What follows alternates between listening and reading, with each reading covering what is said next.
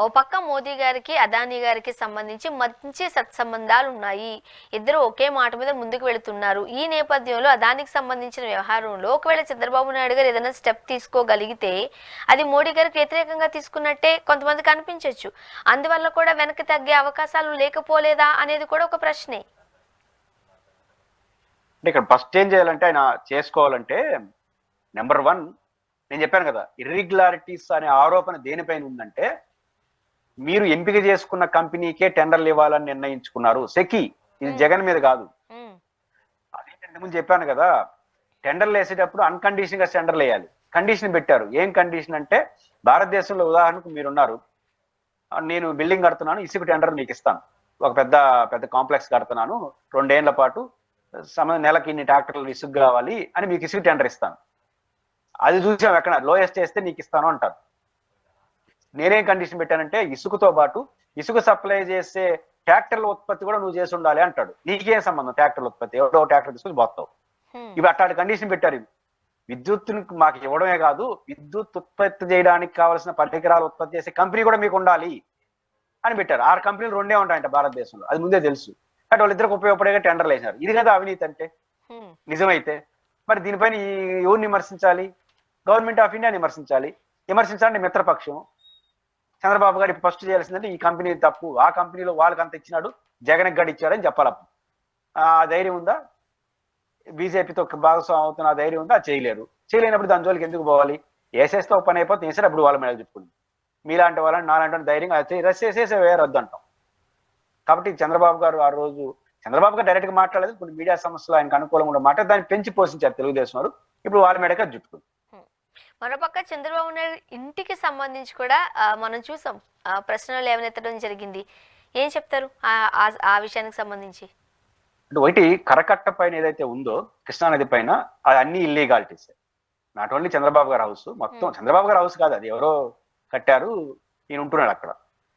దీంట్లో చంద్రబాబు గారి విమర్శలు ఎక్కడికి గురవుతాడంటే, ఆయన పవర్లో ఉన్నప్పుడు గందరగోళం, ఎట్లుంటారు అక్రమ నిర్ణయాలు అనేసి. తర్వాత జగన్ గారు ముఖ్యమంత్రి అయిన వెంటనే ఏం చేశారు? ఇది నాది కాదు, గవర్నమెంట్ది కాదు, ఇది ఆయన ఎవరో ప్రైవేట్ వ్యక్తిది, లింగమనేని గెస్ట్ హౌస్, ఆయనకి నేను రెంట్ కడుతున్నానని చెప్పినారు. ఇప్పుడు ఏం చెప్తున్నారు? అది ప్రభుత్వందే అంటున్నారు. ప్రభుత్వం అంటే ప్రభుత్వం అజమాయిషీలో ఉందని. అక్రమ కట్టడం కదా ప్రభుత్వం. అక్రమ కట్టడాలు ప్రభుత్వం అజమాయిషీలో తీసుకోవచ్చు. అప్పుడు ఎందుకు అటు చెప్పారు, ఇప్పుడు ఎందుకు అటు చెప్తున్నారు? అప్పుడు పొరపాటున ప్రభుత్వం అని చెప్పేసి అనుకో, జగన్ గారు ఖాళీ చేయంటాడు. ప్రతిపక్ష నాయకుడికి ఇట్లాంటి బంగ్లాలు ఇచ్చే సాంప్రదాయం ఏమి లేదు. క్వార్టర్స్ ఉంటే లేకపోతే బయట అవసరం అదెందుకు ఇవ్వాలి నీకు పోయిగా అంటే ఏమంటారు దాన్ని, విజయవాడలో ఇంకో గెస్ట్ హౌస్ ఇస్తాను అంటాడు ప్రతిపక్ష నాయకుడికి. జగన్ అది ప్రభుత్వం ఇష్టం కాబట్టి ఆ రోజు గెస్ట్ హౌస్ మన యాని పీక్కునేస్తా. ఇది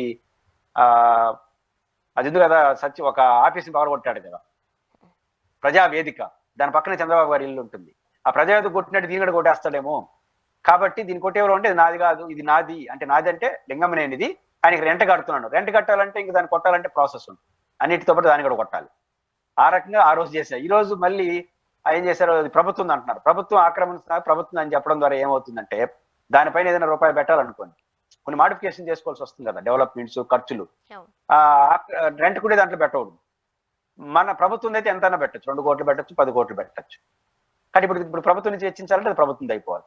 ఇది ఏమవుతుంది? విమర్శలకు గురవుతుంది కదా, అప్పుడు ఒక మాట ఇప్పుడు ఒక మాట.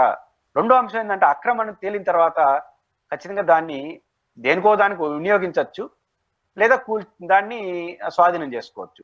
ఉపయోగించదలుచుకుంటే అప్పుడు ఒక స్టాండ్, ఇప్పుడు ఒక స్టాండ్. ఏంది? ఒకే స్టాండ్ లో ఉంటే బాగుంటుంది. ఈ రకంగా డబుల్ స్టాండర్డ్ చేయడం అనేది కరెక్ట్ కాదు.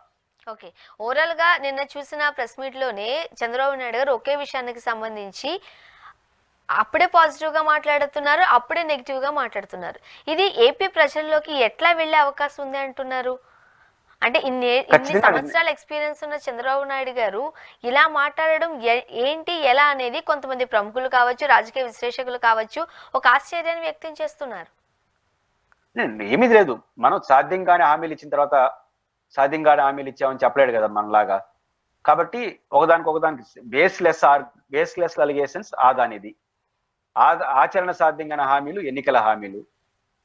ఈ 2 చేయాలంటే ఏం చేయాలి? ఆచరణ సాధ్యంగా హామీలు ఆయన అంటాడా? అనలేడు రాజకీయ నాయకుడు.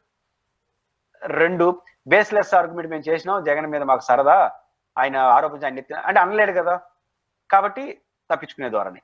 కాబట్టి ఒక బేస్లెస్ ఆర్గ్యుమెంట్ చేసినప్పుడు ఇది ఎక్కువ రోజు నిలవదు. ఒక ఆచరణ కానీ హామీలు ఇచ్చినప్పుడు అమలు చేయలేదు. ఆ రెండే ఇప్పుడు చంద్రబాబు గారి దగ్గర ఈ రకరకాల మాట్లాడాల్సిన పరిస్థితి వచ్చింది. ఇది ఆయన స్వయంకృత అపరాధం.